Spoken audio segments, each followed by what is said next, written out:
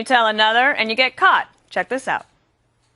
Chairwoman Debbie Wasserman Schultz, the congresswoman from Florida, criticized the Republican attacks on the president over Israel. She told a group of people at the DNC, quote, "We know, and I've heard no less than Ambassador Michael Oren say this, that what the Republicans are doing is dangerous for Israel."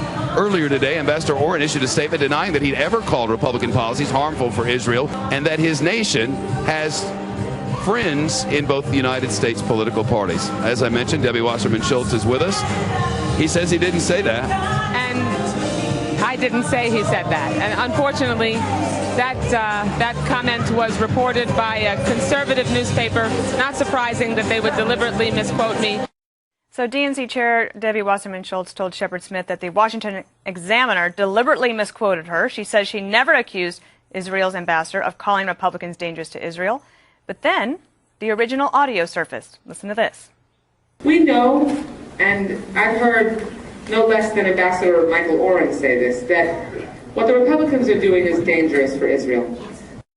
All right, so I can understand how frustrating it is to be misquoted by any newspaper, conservative, liberal, or otherwise. But when you're caught on tape like that, Greg, is it the right thing to do, not just apologize to the reporter, but to the ambassador himself, who is trying to navigate very tricky waters and not make this political? No, I think she's absolutely right. That wasn't exactly what she said.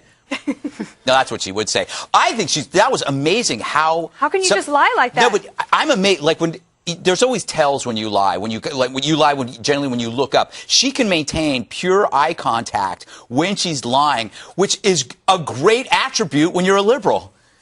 Speaking of which, well, let me just say this to you, Greg. Bob, doesn't this bother you? Yes, it does bother me. And one of the things that bothers me more than anything else is that in this day and age, any politician who thinks they're going to get away with anything, when they know that everything they say is being recorded, but it also seems to me she should have recognized that she had said that. I can't imagine she forgot it.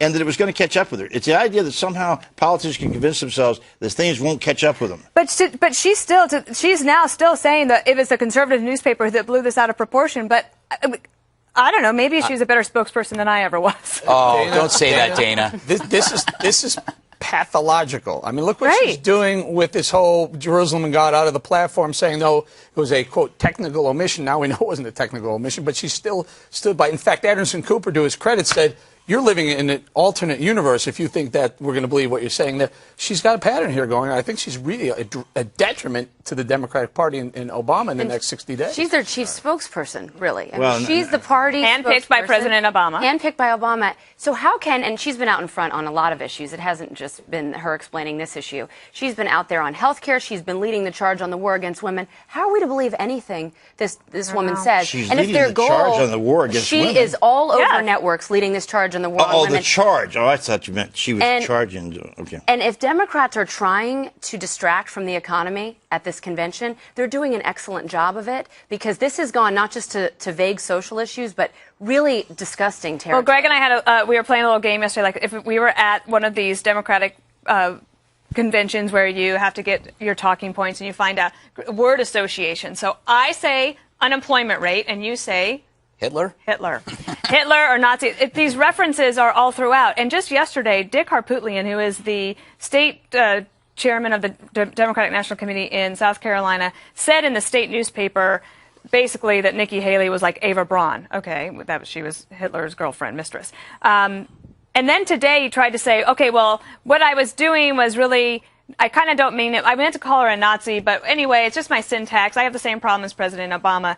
I think the South Carolina Jewish community probably came out and even said to him, you need to back off. Nikki Haley is the first African-American woman to be governor of any state. Indian American woman. Obviously, I got that wrong. She spoke last week at the convention. Why in the world would he think it's okay to say something like calling her Ava Braun? Here's two things. The left created the idea of hate speech because I think they've always been pretty good at it.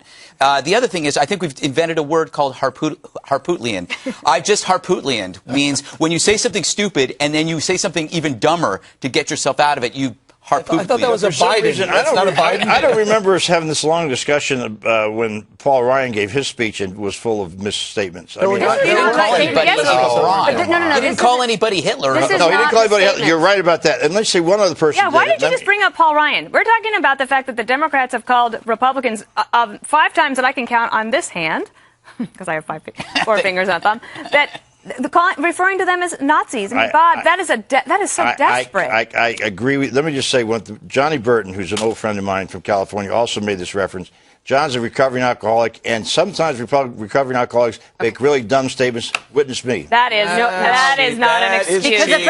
Because if a Republican would have done it, this would be a huge issue, and this points to complete desperation on the part of Democrats. And one quick thing, when there is real instances of anti-Semitism, this kind of stuff marginalizes that. When there's real instances like we saw last night on the floor of the Democratic Convention, that was We're going to give Andrea the last word. Did you ever run an under 3-hour marathon? Bob, you're cutting into your own time. Sorry.